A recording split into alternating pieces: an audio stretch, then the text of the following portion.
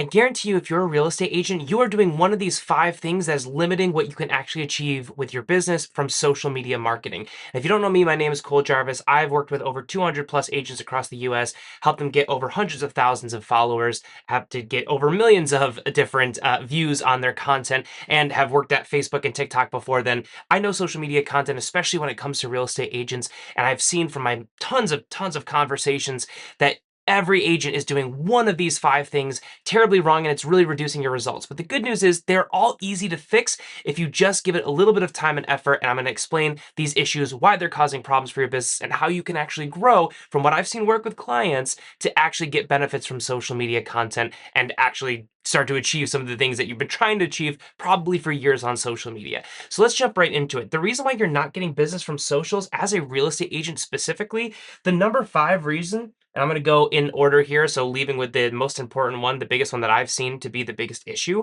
Number 5 is that you're not following up. A lot of real estate agents nowadays are actually doing a decent job or something with their social media.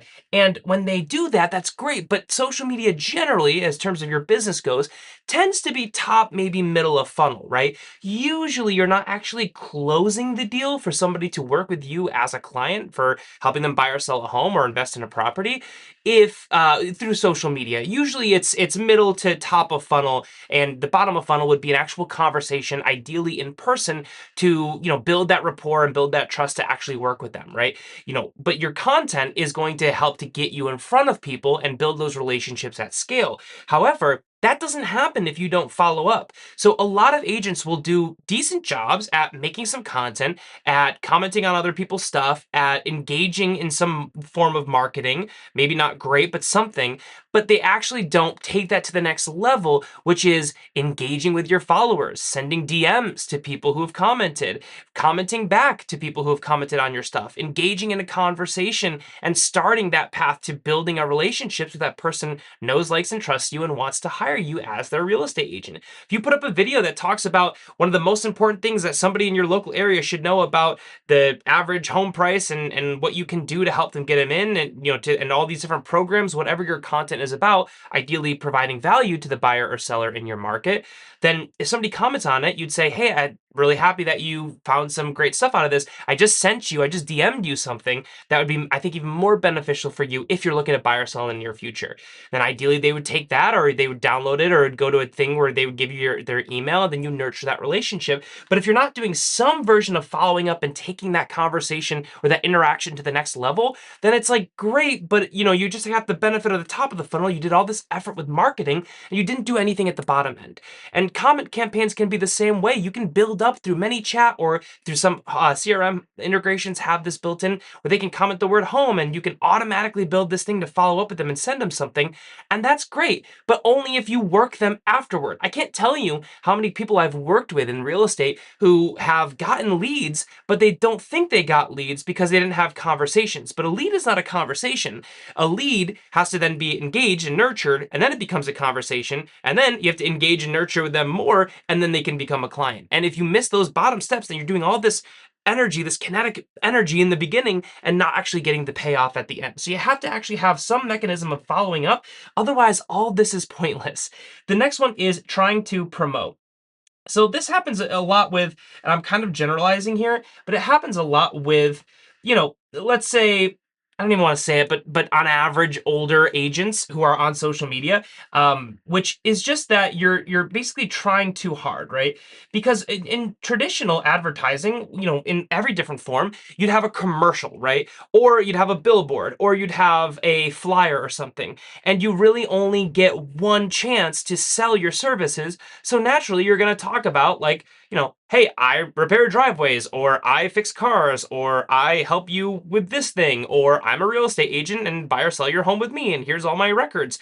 And that's great for traditional marketing when you literally only had that one instance to try and sell, and that was it, right? It's all on the cards on the table, so you have to sell at bottom of funnel because, again, that's all you have, right? That one instance.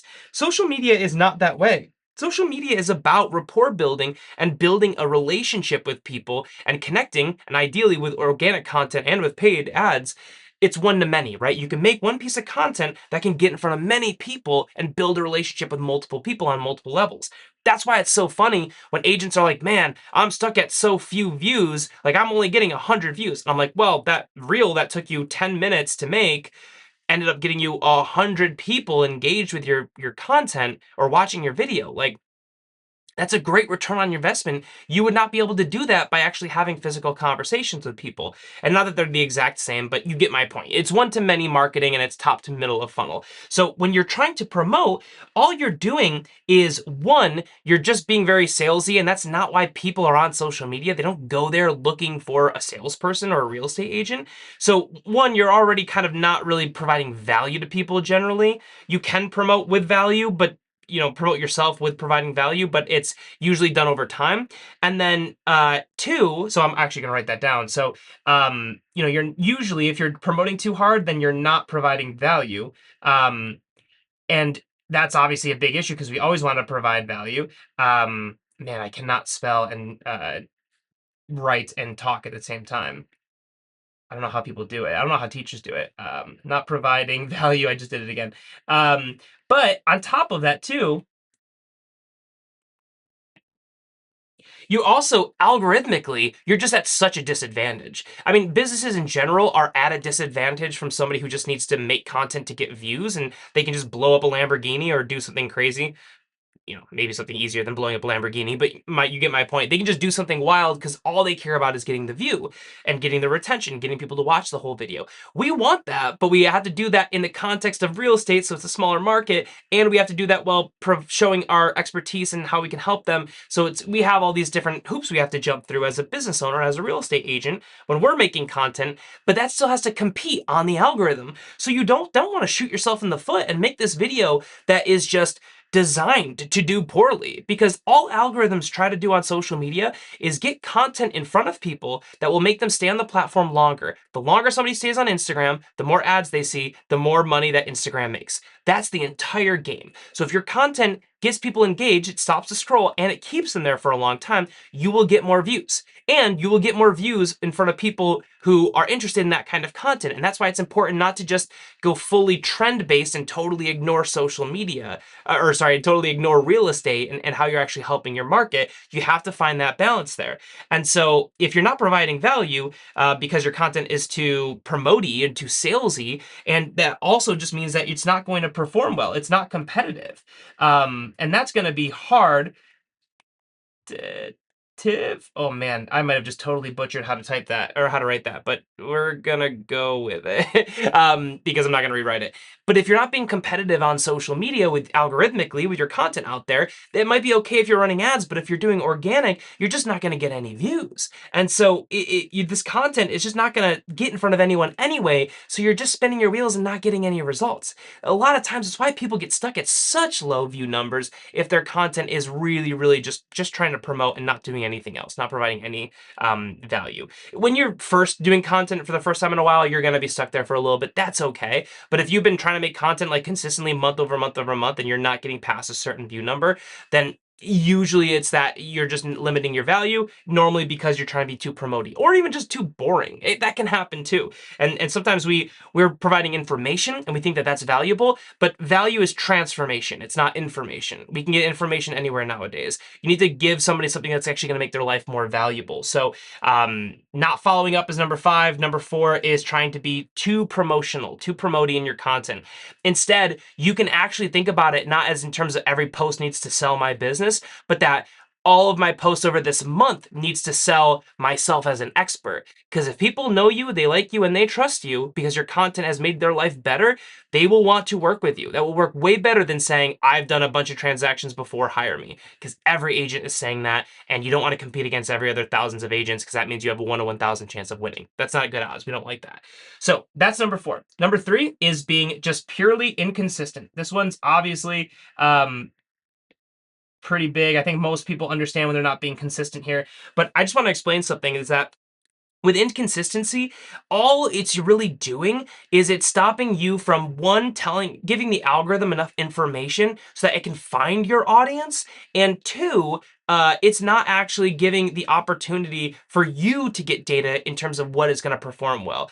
Some of the fastest growing people on social media, they've tried a bunch of things, one thing worked, and then they're just going to rinse and repeat that in different ways in different versions and bleed that content dry and really just try everything that they can, in this one kind of way of presenting content to the viewer because it's worked once, so it's more likely to work again, right? It's the same reason why your leads in your database are more likely to convert into clients than some random person on the street. That's why it's always better to nurture your leads before you're just trying to get more new leads because those first leads haven't converted yet. It's much better to be consistent with your content because it will give you a better feedback loop. It will help you understand what's working well and get you closer to performing better. And it will give the algorithm more information about who you are and what you provide and who your content would be best served to, which will help it help you and get in front of more people. By the way, side note, this is also really big with AI. So especially with YouTube and now Instagram that can now have SEO features, AI is really cool because standard SEO, it's like a website or a YouTube page that is kind of in its own bucket, right? So like traditionally with like SEO, I know this is a tangent, but I think it's going to be helpful. The way content worked there is that like you'd have like a website or you'd have like a YouTube video, right? And your SEO and title and all that kind of stuff would kind of exist in like this little bracket, right? You'd have like your website SEO and you'd have like your YouTube SEO, right? That's how that would work. And it would use keywords to help you get in front of people who are doing Google searches and all that kind of stuff. That's how SEO would work before. It was siloed, right? It's like each thing was individual. What's really cool with AI, or like people are either calling it AEO, like or they're calling it GEO, generative what is it? Generative uh, engine optimization or AI engine optimization. I think there's all these names for it. We'll eventually, find one that we all agree on. But what's really cool about this kind of bucket is that it's smarter, right? AI can understand more context than traditional computing was able to. And so because of that, when you have your website and you have your YouTube and you have your, I'll just do like a little social media thing, not only do these have like, your SEO here for these individual platforms now, standard SEO stuff, but now these all basically feed into the same AEO or GEO or whatever understanding of you. So when we're thinking about how do we optimize for AI, if somebody goes in my area and they say, who's a great real estate agent to work with, who knows about working with buyers or whatever, we can rank higher and we can be more likely to be recommended by ChatGPT or Claude or whatever platform people are using because we have consistency of content and a high volume of it across different platforms. So it's really great to have, of course, a good website, a good YouTube page, great social media, but every piece of content now actually feeds that understanding of AEO and helps you get ranked higher there, which is obviously the forefront of where we're going with, where SEO really is. I really see this as an extension of SEO. So that's why consistency is so important, not just for data, but also for AI and preparing for that as it starts to take over our lives. So that's number three. Number two, because I forgot I'm going in reverse order here. And this is a cool metaphor I've heard recently or analogy is half-built bridges. Oh man, I wanted to say build instead of built. I'm really bad with getting the eraser quickly, so half-built bridges.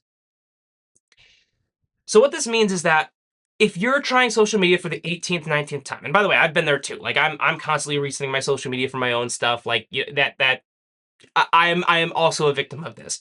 Um, Half-built bridges is the concept that 1,000 half-built bridges equal 0 full-built bridges. One full-built bridge is always more valuable than any number of half-built bridges. And the idea is that you have a stream, right? And then if you keep trying to build a bridge and then you stop it, you just keep trying to build a bridge, and apologies for my artwork, but you stop it, and you keep trying to build a bridge and you stop it, no one is getting across to the other side. However, if you do actually have, your bridge and you only have one, but you focus all your time and effort on just to get one all the way to the other side, then it's infinitely more valuable than a bunch of bridges that never actually got to their destination. So the idea with half-built bridges is that you've probably tried, oh, I'm going to do this thing with social media, or actually I'm going to change it up and do this thing because I've heard Ken Pozak did really well with this, right? Nothing against Ken. Ken's an amazing real estate agent with social media. Or, oh, I've heard Gary Vaynerchuk talk about this strategy, I'm going to do this. Or I've seen Mr. Beast has gone so viral over the past 10 years because of doing this, I'm going to go do that. The problem is any one of those could work with your strategy, but none of them will work if you stop before you ever reap any results, right? All three of those people have done a strategy and some variation of that strategy and kept somewhat consistent with it for years. And that is why they've reaped such great rewards. So you have to be consistent there. Otherwise, none of these things will pan out. The only way to make sure your strategy doesn't work is if you don't give it enough time to work. And that's why the half-built bridges metaphor works so well, because you really are, if you keep switching your strategy, it doesn't matter which one you use at the end of the day, as long as you have one and you just stick with it.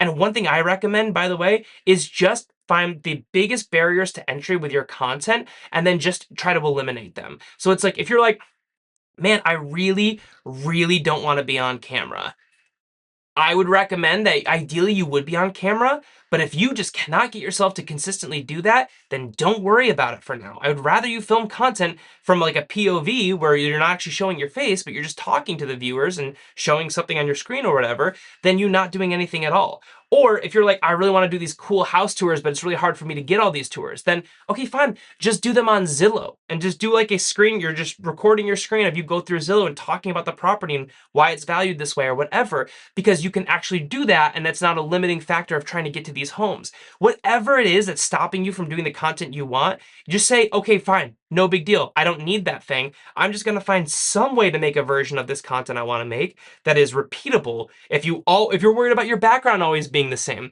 stop worrying about that. I'd rather you have a billion videos of the same background than you just constantly being like, oh, I need to get the perfect background, it needs to be different, I need to have a different shade, I need to have my makeup, I need to have all this stuff, my lighting. Just set it up one time in a studio like I have right here and just do it over and over again.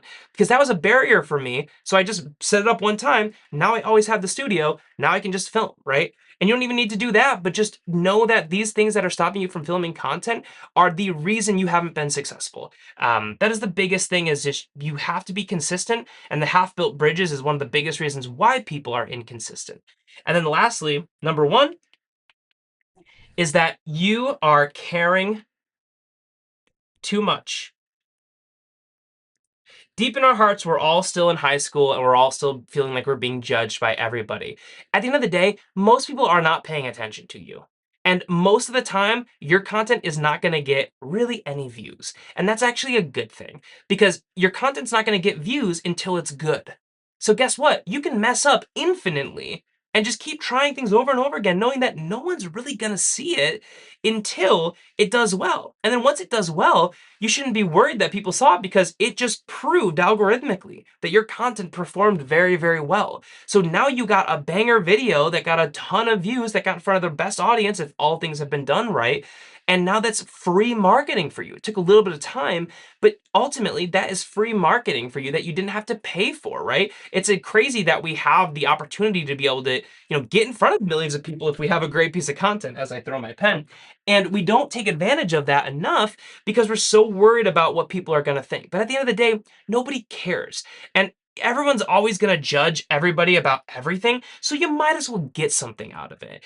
Don't care about, oh, the other agents are going to care about what I do. They're your competitors. They're probably going to talk smack no matter what you do. Just do the thing that you think is going to be helpful and keep with it and stop caring. Just post the thing and don't worry about it. One of my favorite things that I heard from one of my clients who's been working with me for 4 years, was that she said, oh man, I saw you posted this video and I look like trash. And I was like, oh, I don't think you look like trash. But she was like, I look absolutely terrible in here. Why didn't you tell me? And in my head, I was like, well, I figured you would, look at the video before you send it to me. But she said, no, I just send you the video. And that's the best thing possible, for you to just send the video to somebody else to post it for you. Or if you're doing it yourself, just try and get in the habit of not even looking back at the video. Just when you're trying to build that habit, just do the thing. Don't worry about perfection. Perfection is the enemy enemy of progress. And if you try to be perfect, you can never be perfect because you can only get better by having repetition. And if it stops you from getting reps, then you will just never get there.